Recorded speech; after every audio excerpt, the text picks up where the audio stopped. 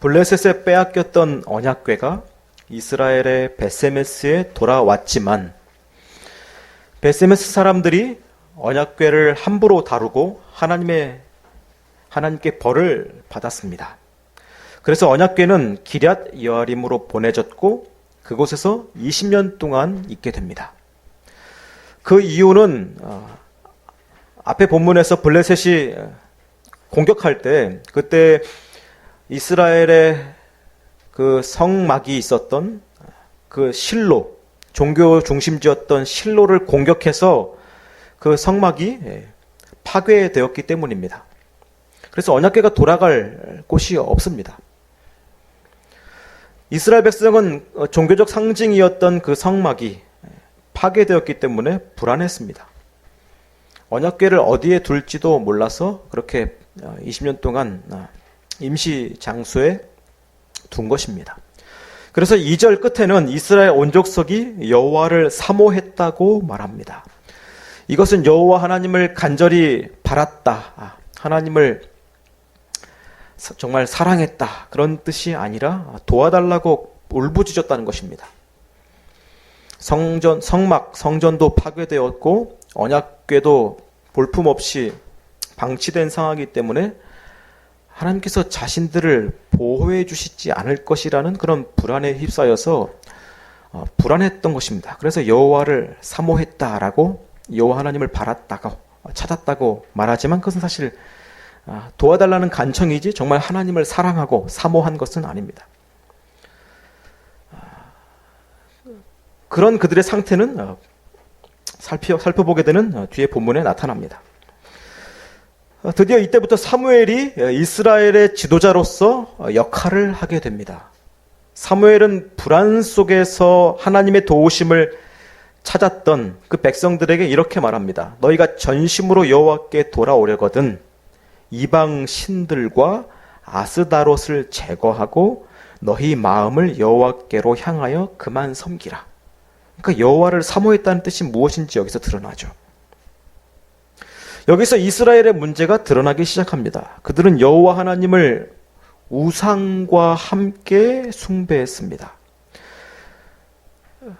지난 시간 블레셋과의 전쟁에서 그리고 그들이 빼앗겼던 언약궤가 다시 돌아왔을 때 베세메스 사람들이 보여주었던 그 태도, 행동들, 언약궤를 대하는 그 태도에서 우리가 짐작했었던 것이 사실임을 여기에서 알게 됩니다. 확인하게 됩니다.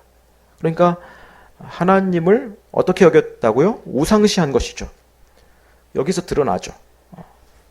다른 우상들처럼 하나님도 그렇게 여긴 것입니다. 하나님 이외의 다른 것들도, 다른 우상들도 섬기면서 하나님도 섬겼습니다. 그러니까 하나님이나 다른 우상들이 똑같이 여긴 것이죠. 사모했다는 뜻이 무엇인지도 여기서도 드러난 것입니다. 홈리와 비나스가 보였던 하나님을 경멸했던 그 이유의 일부도 여기서 밝혀진 것입니다. 그들은 살아계신 하나님을 여긴 것이 아니라 우상들의 일부로 여긴 것입니다. 그러니까 하나님을 비인격적으로 여기고 모욕했던 것입니다. 제사장의 신분으로서. 이스라엘 백성들은 여호와 하나님을 우상 대하듯이 했다는 것입니다.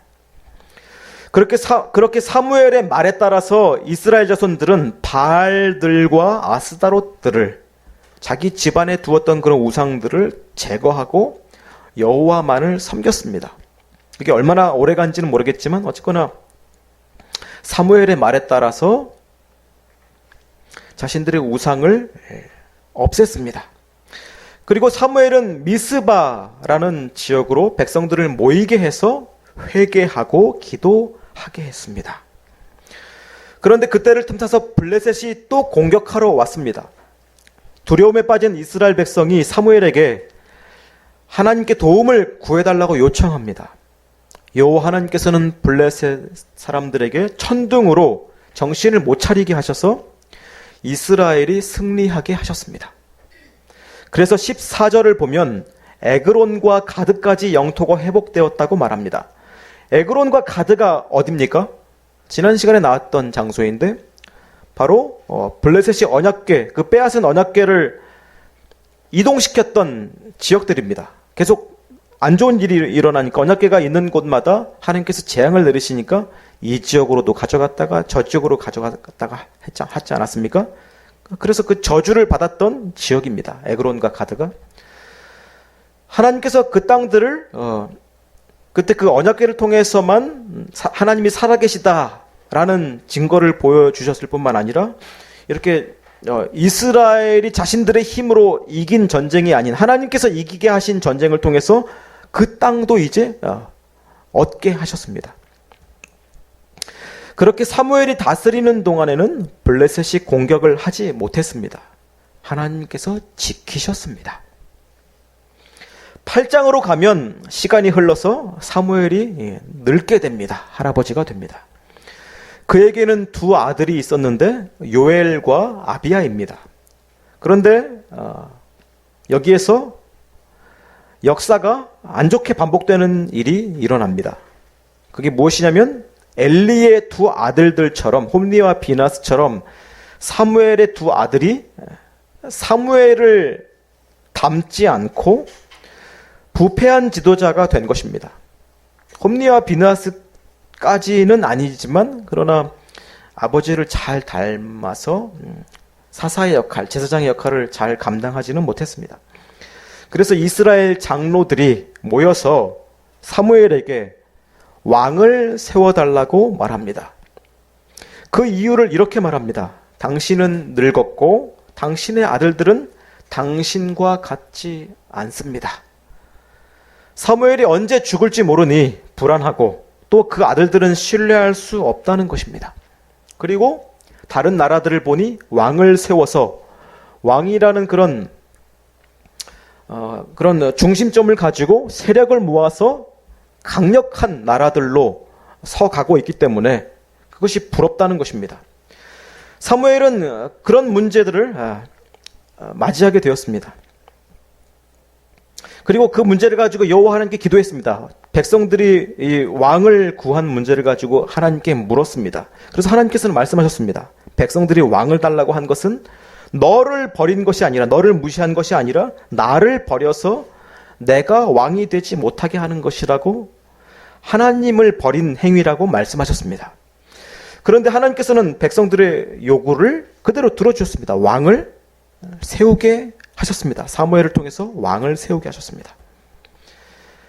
그런데 왕이 세워지면 백성들이 어떤 일을 겪게 될지를 사무엘이 가르치게 하셨습니다. 너희들이 원하는 왕, 그럼 좋다, 세워주겠다. 그런데 이 왕이 생기면 너희들에게 어떤 일이 일어난지를 잘 먼저 생각해 봐라. 이런 경고를 주신 것입니다. 그들이 원하는 대로 왕이 세워지면 그 백성들은 자녀들을 군대와 노동력을 제공하는 수단으로 보내야 하고, 또한 자신들이 수고해서 얻은 것들의 일부를 세금으로, 무거운 세금으로 권력자들에게 바쳐야 한다는 내용입니다. 당연한 것이죠. 나라를 이제 세우고 국방력을 키우고 다른 나라들로부터 안전을 보장받고 또 다른 나라들 공격하려면, 나라를 영토를 확장하려면 돈이 필요하죠. 자원이 필요하죠. 그것을 위해서 그러면 자기의 것들을 내놓아야만 합니다. 그것을 하겠냐? 그걸 위해서 희생하겠느냐? 그리고 그 이외에도 많은 부분에서 너희가 그 왕을 위해서 종노릇을 해야 된다는 것을 분명히 알라는 것이죠. 그때 가서 후회해도 하나님께서는 도와주시지 않을 것이라고 사무엘은 경고했습니다. 다시 한번 잘 생각해 보라는 것입니다. 그런데 19절에서 백성들이 뭐라고 말합니까? 반성하고 한번 생각해 보겠다고 하는 것이 아니라 백성들은 사무엘의 말 듣기를 거절하여 이르되 아니로소이다. 우리도 왕이 있어야 하리니 라고 말합니다. 괜찮다, 다 압니다. 그래도 좋습니다. 우리는 그래도 왕이 필요합니다. 라고 무서운 고집을 부립니다. 하나님이 그렇게 사무엘을 통해서 말씀하셔도 그래도 자기들이 더 똑똑하다고 말하는 것입니다. 다 알아요. 우리가 더 똑똑해요. 이 세상 사람들이, 다른 나라들이 그렇게 하니까 그것이 옳은 방법입니다. 라고 자신들이 똑똑하다라고 말합니다. 교만한 것을 드러냈죠. 사무엘서에는 이러한 인간의 이런 질투, 다른 사람들이나 다른 나라들이 가지고 있는 것에 대한 그 질투심과 그리고 그것을 나도 얻겠다라는 그런 자기 고집과 교만이 이 사무엘서에 깔려 있습니다. 인간의 상태를 드러내는 그런 배경으로 깔려 있습니다. 하나님이 말씀하셔도 아니요, 제 생각이 맞아요 라는 그런 무서운 교만이 계속 지적되고 있습니다. 그래서 하나님이 허락하신 것과 그 주권, 지금 나에게 허락하신 것들과 그 상태에 대해서 순종하지 않고 다른 것을 요구하는 인간의 욕망이 계속 드러납니다. 어디에서부터 드러났습니까? 사무엘상 1장에서부터 드러났죠. 한나가 남편으로 만족하지 않고 아들이 없는 것에 대해서 질투하면서 울부짖었던 것처럼 이제는 오늘 본문에서는 이스라엘이 다른 나라들의 왕을 부러워하면서 그들이 가진 군사력과 그 확장해가는 그 계속 힘을 얻어가는 점점 번성해가는 것들을 부러워하면서 그것을 하나님께 달라고 합니다. 그런데 이스라엘은 사실 이미 왕이 있었습니다. 통치자가 있었습니다. 누굽니까? 하나님이시죠. 그리고 하나님이 세우신 사사가 있었습니다. 사무엘이 있었습니다. 통치자가 있었습니다. 가나안 땅에 들어온 이후 출애굽해서 광야 생활을 하고 이 약속된 땅 가나안 땅에 들어온 이후 하나님께서는 사사들을 통해서 백성들이 그렇게 부패했음에도 불구하고 이 사사들을 통해서 하나님의 다스리심과 보호를 베풀어 주셨습니다. 사사들이 비록 완전한 사람들은 아니었지만 이스라엘을 다스리시고 적들로부터 보호하시는 하나님의 능력을 충분하게 드러내 주셨습니다. 그들을 사사들을 통해서. 또 오늘 본문에서처럼 자신들이 미스바에 모여서 기도하고 있을 때 하나님 앞에서 이런 종교적인 행위들을 해서 적들에 대해서 무방비 상태인 이때에 하나님께서는 블레셋을 천둥으로 치셔서 그들을 이길 수 있도록 도와주셨습니다. 하나님이 이런 분이십니다. 그런데 시간이 좀 지났다고 해서 하나님을 잊어버렸습니다. 백성들은. 하나님의 말씀을 거절했습니다. 백성들은 하나님께서 왕의 역할을 충분히 하신다는 것을 역사에서부터 과거 옛부터 경험해 왔습니다. 하나님이 자신들을 결코 버리지 않으신다는 것을 축적해 왔습니다. 눈으로 보고 몸으로 감각으로 경험해 왔습니다. 자신들의 조상 때부터 경험해 왔습니다. 똑똑히 보았습니다. 그런데 하나님이 완벽하게 도와주시지 않는다. 인간의 눈으로 볼 때 완벽하게 도와주시지 않아서 전쟁을 통해서 죽는 사람도 있고 불안을 겪기도 해야 되고 아픈 사람도 있고 배고픈 일도 겪는다. 일부의 결핍을 겪는다라는 것, 불안을 겪는다라는 것 때문에 하나님을 믿을 만한 분으로 끝까지 신뢰하지 않는 것입니다. 하나님이 자신들의 욕심만큼 이 세상으로부터 겪는 불안만큼 완벽하게 도와주시지 않기 때문에 하나님이 충분하시지 않다고 여기는 것입니다. 우리도 그렇죠. 하나님께서 세우신 대리자들을 통해서 자신들을 인도하고 계신다는 것을 분명히 보여주셨습니다. 그 중에서도 사무엘은 훌륭한 사사였고 선지자였습니다. 어느 시대보다 탁월한 선지자였습니다. 그런 사무엘을 하나님이 보내주셨으면 사무엘이 정말 늙어서 마음에 안 들고 또한 그의 아들들이 마음에 안 들면 정말 구해야 되는 것은 무엇입니까? 다른 사사를 구했어야 되죠. 그죠? 다른 사사를 구했어야 되는데 다른 사사를 구한 것이 아니라 왕을 구했습니다. 기다렸다는 듯이 왕을 달라고 했습니다. 다른 나라들처럼 자신들도 왕을 가져야 된다는 것입니다. 하나님의 돌보심이 부족하다고 여긴 것입니다. 여러분들 생각해 보십시오. 이 세상 사람들처럼 좋은 직업 가지고 돈 많이 벌 수 있는 직업 가지고 그리고 여러 가지 세상 사람들이 가지고 있는 안전장치들 그리고 자신을 안정시켜 줄 수 있는 여러 가지 방법들을 다 동원한 것이 더 이 세상에서 안전하고 복되고 부족함이 없이 보이는 삶으로 여겨집니까? 아니면 예수 믿고 있는 내가 더 안전하고 복된 것처럼 여겨집니까? 이 세상 사람들이 더 복되게 여겨지죠. 그죠? 안전한 동네에서, 안전한 집에서 튼튼한 차를 타고 다니고 더 고급 의료 혜택을 보고 그리고 더 보장이 더 잘 되는 비싼 보험을 가입하고 있는 것이 더 안정된 삶을 사는 것처럼 여겨지죠. 그렇죠? 예수 믿고 있는 것은 더 불안한 삶을 사는 것처럼 여겨지죠. 그리고 이 세상으로 볼 때 더 강하고 부강한 복지가 더 잘 돼 있고 힘이 센 나라에 살고 있는 것이 더 안전한 것처럼 여겨지죠. 하나님이 잘 안 도와주시는 것 같죠. 예수 믿고 있는 것은 바보인 것처럼 여겨지죠.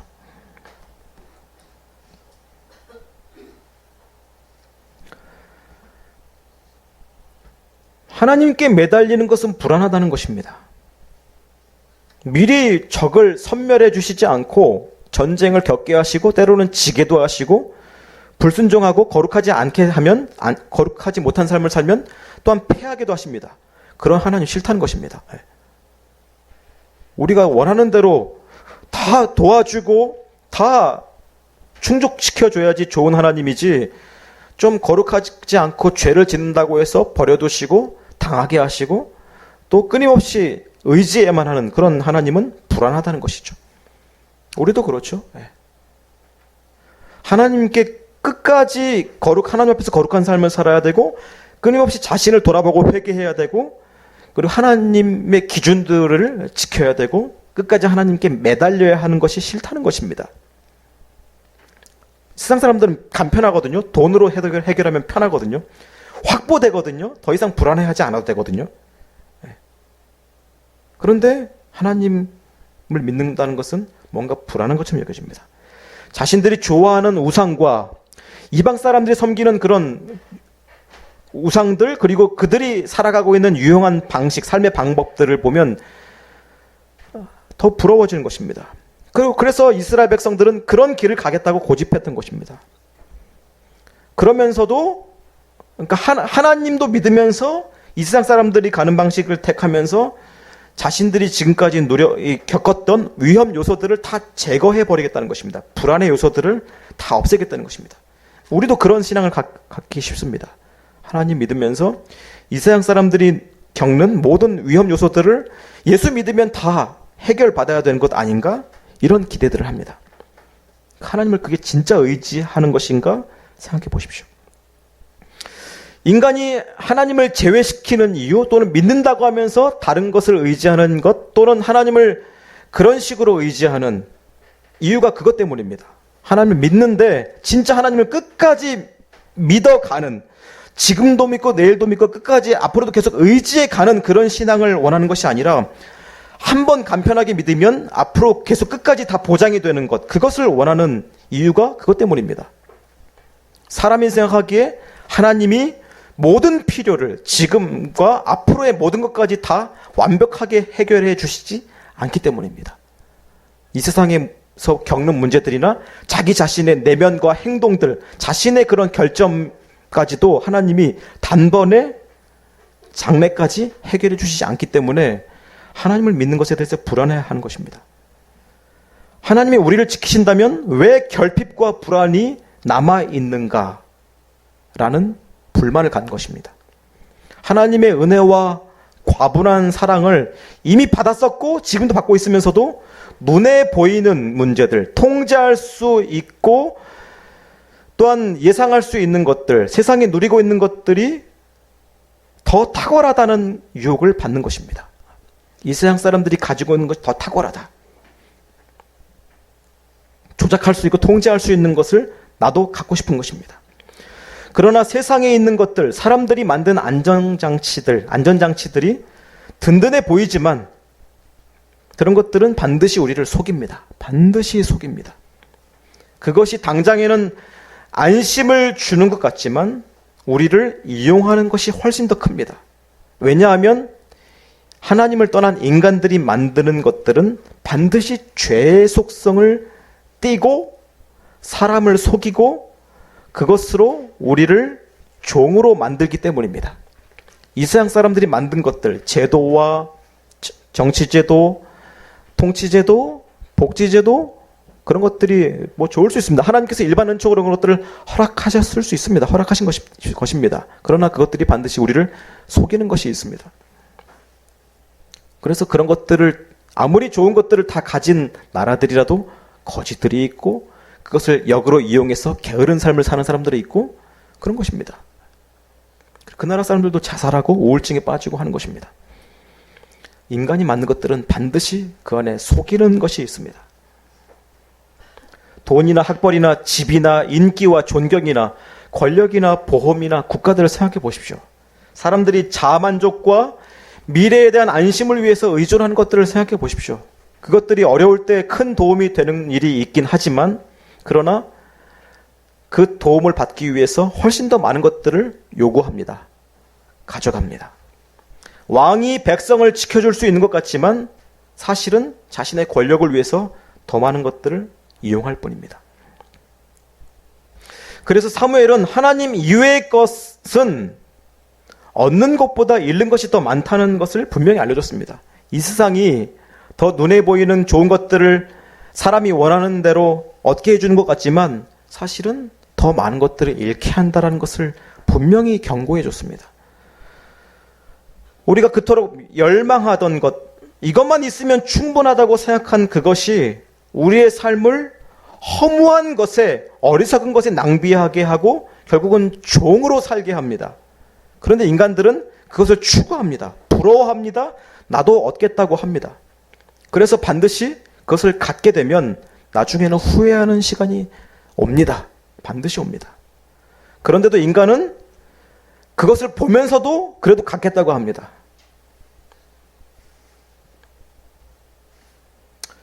그리고 그런 시행착오를 통해서 후회하고 반성하면서 회개하고 하나님께 돌아와야 되는데, 인간은 참으로 신기하게도 하나님께 돌아오지 않습니다.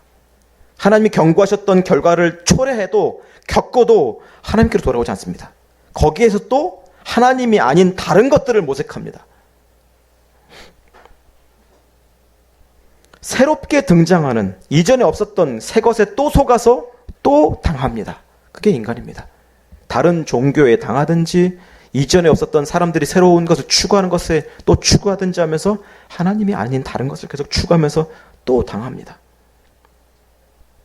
또 다른 과학기술, 또 다른 새로운 신제품, 또 다른 새로운 보험, 또 다른 새로운 어떤 것, 그것에 또 속습니다. 또 다른 지도자. 그러나 성도는 알아야 됩니다. 무엇이 진실인지를 알아야 됩니다. 현실의 위험은 사람이 만든 것, 세상이 주는 도구들로 피할 수 없다는 것을 알아야 됩니다. 이 세상에 우리가 겪게 되는 모든 어려움들은 사람이 만든 것들로 궁극적으로 해결할 수 없고 피할 수 없습니다. 오히려 더 가중시킵니다. 또 하나님을 믿는다고 해서, 하나님이 나의 인도자가 되신다고 해서 완벽하게 좋은 일만 일어나는 것이 아님을 알아야 됩니다. 하나님이 그것을 위해서 우리에게 믿음을 요구하시고 우리를 구원해 주신 것이 아닙니다.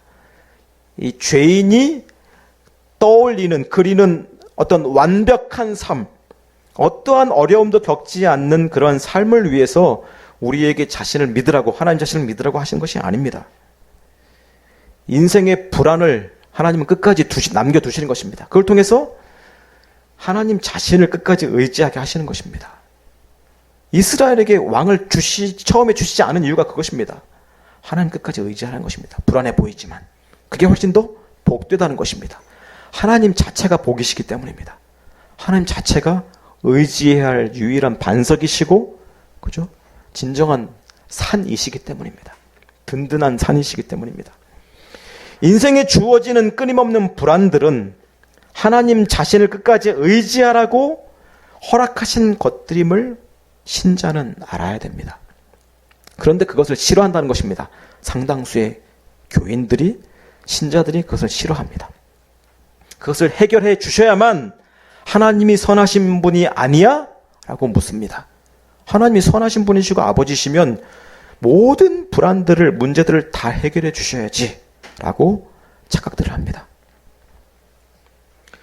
우리는 예수님을 기억해야 됩니다. 예수님께서 십자가를 향해서 가시면서 이런 말씀하셨습니다. 할 수만 있다면 이 잔을 내게서 옮겨 주십시오라고 하나님께 기도했습니다. 예수님께서 하나님이 자기를 버리실까봐, 실패하실까봐, 이 십자가 사역에서 실패하실까봐 불안해서 그런 말씀을 하신 것입니까? 아닙니다. 예수님께서는 아버지 하나님을 신뢰했습니다. 그러나 예수님은 인간들이 생각하는 그런 완전한 사람, 고통도 느끼지 않고 죽음을 완전히 이길 수 있는 그런 몸을 가지신 분이 아니셨기 때문에 현실의 고통을 피할 수 없었던 것입니다. 인간으로서 겪어야 될 모든 고통들을 오히려 어떤 인간보다 더 극렬하게, 정직하게 모든 고난을 다 겪으셔야만 했기 때문에 두려우셨던 것입니다. 인간적으로. 우리도 그렇습니다. 현실의 어려움과 고통과 고난이 매 순간 찾아옵니다. 예상됩니다. 아픕니다. 어렵습니다. 괴롭습니다. 외롭습니다. 그런 것들이 언제 찾아올까봐 두렵습니다. 그런데 걱정해도 피할 수 없습니다. 그리고 더 이상한 것은 예수 믿어도, 하나님 믿어도 그런 문제들이 다 한꺼번에 일망타진되지 않습니다. 계속 남아있습니다. 때로는 이 세상 사람들보다 더 그런 것들을 인간적으로 막을 수가 없습니다. 하나님을 믿는다는 것이. 그런데 그 모든 것이 하나님께 달려 있습니다. 그런 것들을 허락하시는 분이 하나님이십니다. 하나님께서는 그런 어려움을 지나치게 하실 수도 있고, 지나가게 하실 수도 있고, 겪게 하실 수도 있고, 그 어려움 때문에 우리의 인생이 끝나게 하실 수도 있습니다. 예수님이 그 십자가의 고난 때문에 그 고난을 다 당하시고 죽으신 것처럼 우리도 그렇게 될 수 있습니다. 우리의 인생에 찾아오는 고통들 때문에, 어려움 때문에. 그런데 중요한 것은 그게 끝이 아니라는 것입니다. 그걸 예수님이 보여주신 것입니다. 그 모든 과정을 통해서 하나님께서는 우리를 하나님께로 더욱더 끌어당기시는 것입니다. 그게 남은 인생의 목적입니다. 고난을 남겨두시는 이유입니다. 우리가 고난을 인간적으로 피할 수 있는 것들, 예방할 수 있는 것들을 하긴 하겠지만 다 피할 수 없습니다. 하나님을 의지해야 됩니다. 그래서 하나님은 일부러 고난을 주시는 것입니다. 보험으로 다 막을 수 없습니다. 우리의 가진 재물로 우리가 좋은 음식 먹고 열심히 운동한다고 해서 질병을 다 막을 수는 없습니다. 우리가 아무리 벌벌 떨면서 안전한 것들로 우리를 무장해도 모든 사고들을 다 막을 수는 없습니다. 여러 가지 불안 속에서 살아계신 하나님만이 해답이 되시고 유일한 우리의 안식처가 되시며 영원한 그런 생명이 되신다는 것을 매 순간 의지하고 기억하고 그것이 믿음임을 계속해서 확인하도록 인생을 살게 하시는 것입니다. 근데 그걸 싫어한다는 것입니다. 이상하게. 이스라엘 백성들처럼, 왕을 요구한 이스라엘 백성들처럼 상당수의 신자들이 그것이 해결되지 않는 자신에 대해서 괴로워한다는 것입니다. 이 세상의 문제들뿐만 아니라 자신의 문제가 해결되지 않는 것에 대해서 괴로워한다는 것입니다. 물론 괴로워해야 되죠. 그런데 하나님 앞에서 그 문제를 해결받지 못합니다. 성도는 왜 그것을 하나님이 주시는지 알아야 됩니다. 하나님 자체가, 하나님 자신이 해결자이심을 알도록, 끊임없이 알도록 우리를 다루셔야만 하기 때문에 우리는 다룸을 받아야 됩니다. 다루어짐을 받아야 됩니다. 그걸 통해서 우리의 믿음이 얼마나 허황된 것인지를 알아야 되고, 하나님을 믿는 것이 아니라 이 세상 사람들처럼 되고 싶어서 자기 자신에 대해서 괜찮은 나를 보고 싶어서, 사람들 앞에서 나를 자랑하고 싶어서, 떳떳해지고 싶어서, 꿀릴 것이 없는 나의 모습을 보여주고 싶어서, 이 세상 사람들처럼 되고 싶어서, 이스라엘 사람들처럼 이 세상 사람들에게 나를 자랑하고 싶어서 하나님 의지하는 것이 믿음인 줄 착각하는 자들이 많기 때문에 하나님은 우리의 믿음을 계속 시험하시는 것입니다. 그게 믿음의 과정입니다. 그걸 겪어야 됩니다. 하나님 자신이 답이십니다.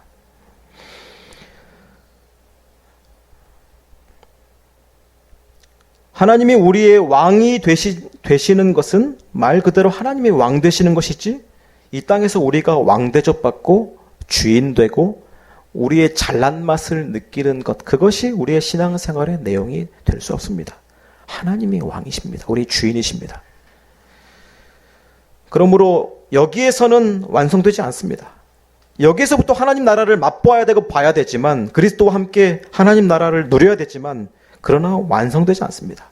이 땅에서 우리가 왕으로서 대접받지 못합니다. 완전을 누릴 수 없습니다. 그러므로 완성되지 않는 여기, 하나님의 나라에서 우리는 처지가 어떠하든, 왕이신 하나님의 나라에서 우리의 처지가 어떠하든지 하나님의 왕되심을 인정하는 것이 우리의 목적이지, 우리가 완벽해지는 것이 우리의 삶의 목적이 아닙니다. 어떠하든지 하나님이 나의 왕이시고 주인이시고 탁월한 분이시고 선하신 분이시고 지혜로운 분이심을 우리의 입으로, 생각으로, 삶으로, 태도로 계속 고백하는 걸 통해서 하나님께 영광 돌리는 것, 그것을 위해서 우리의 인생이 존재하는 것이지, 탁월한 것, 부족함이 없는 완전한 것을 이 땅에서부터 누려서 그것으로 인해서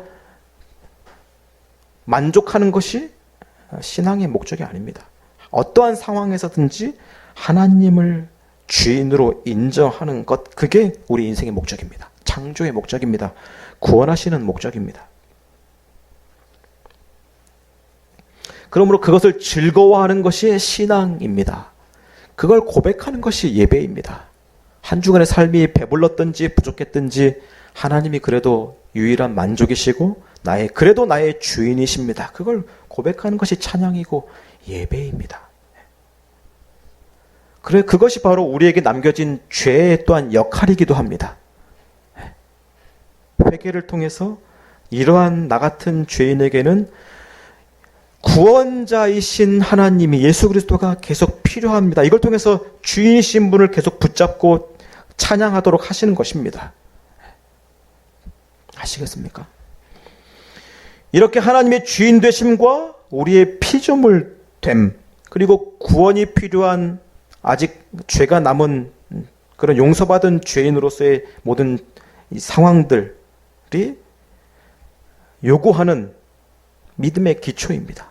어떠한 상태이든지 상황이든지 하나님이 우리에게 적절하게 허락하신 것인 줄 알고, 그렇기 때문에 하나님을 붙잡는, 의지하는, 그것을 통해서 영광 받으시고자 하는 하나님의 그 목적에 순종하는 것, 그게 믿음의 기초입니다. 그게 믿음입니다.